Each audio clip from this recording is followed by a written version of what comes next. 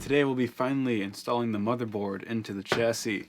So I have a Gigabyte Aurorus Master and a Lee & 011 Dynamic as my case and motherboard. You can see the link below for the reviews on those individually, but today we're just installing it. So before you install it, you want to make sure you have it laying down. This is the easiest way to do it in my opinion. Everybody has different opinions. Some cases have pins that'll hold up the motherboard so you can install it just standing up normally. This does not a big deal to me. I really don't care. Also, make sure you have all your standoffs installed correctly. This case came with them pre-installed. Make sure the motherboard is supported by the case, the size at least. And then take all of your front I/O cables and route them where you want them routed beforehand. Like my audio and power cables are down here, but then the USB-C and the USB 3 header are sort of here in the middle, so these two are routed in the middle, while these two are routed in the bottom. Make sure you have all your screws ready, all tools ready before you start, just to make sure it goes as smoothly as possible.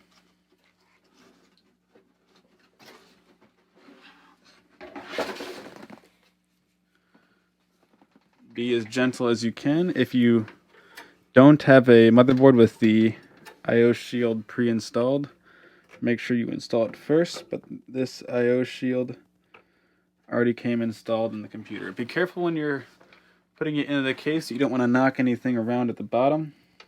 The way I like to install it is to just loosely get the screws in first, then tighten them down later. You want to make sure you don't tighten these too tightly, or else you're going to crack the motherboard. You also want to make sure you tighten them in a star pattern.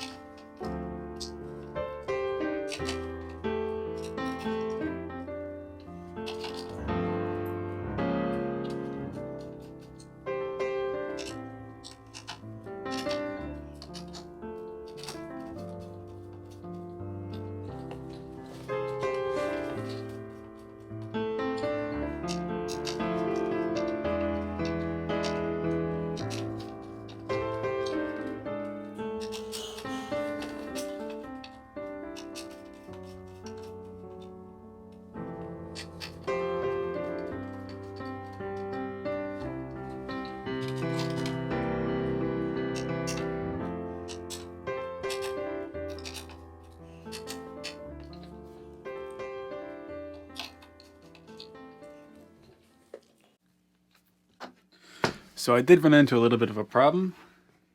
My motherboard has this cover for the integrated audio, just basically advertising, but the holes for the screws are bigger than the screws that are provided. So I'm going to have to come back, file these sides down a little bit, and screw them in later on.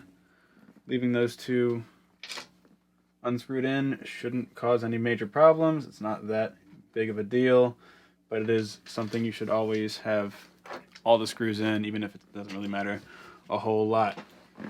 So now let's get the audio plugged in.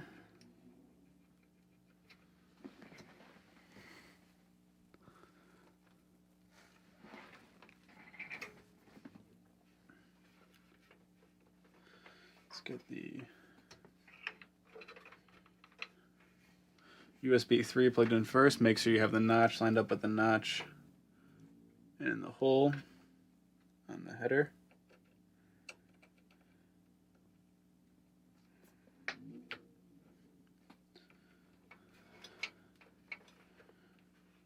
I really wish they made this a right angle plug on this case like the USB-C is. It'd make it a much cleaner look.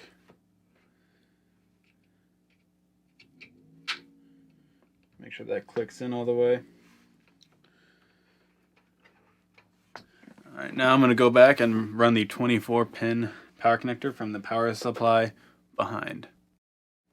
Alright, now we got to plug the cables into the back of the power supply for the front. we'll do the 24 pin first. Make sure you push all the way so you get the click. You know what's in. This particular motherboard has two 8-pin cables as well on the very front. So let's get those plugged in.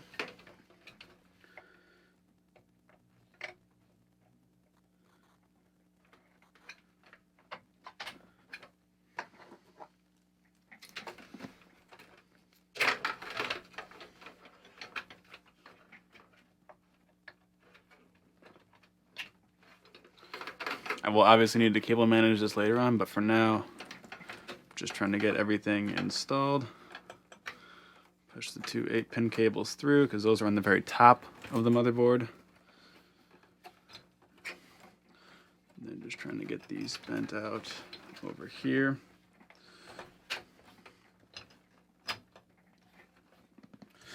All right, now let's flip it back around and plug in the 8-pin cables, and that should be it.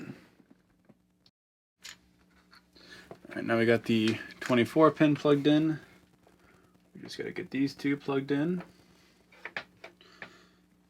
They will only go in one way, so it's fairly difficult to screw that up. Keep pushing until you hear the click once again. I wish all connectors were right angle. It'd make everything so much cleaner, but you know, can't always get what you want. Alright, so that's it. The motherboard's pretty much installed in the computer. I'm going to go back though and make sure I get screws in here.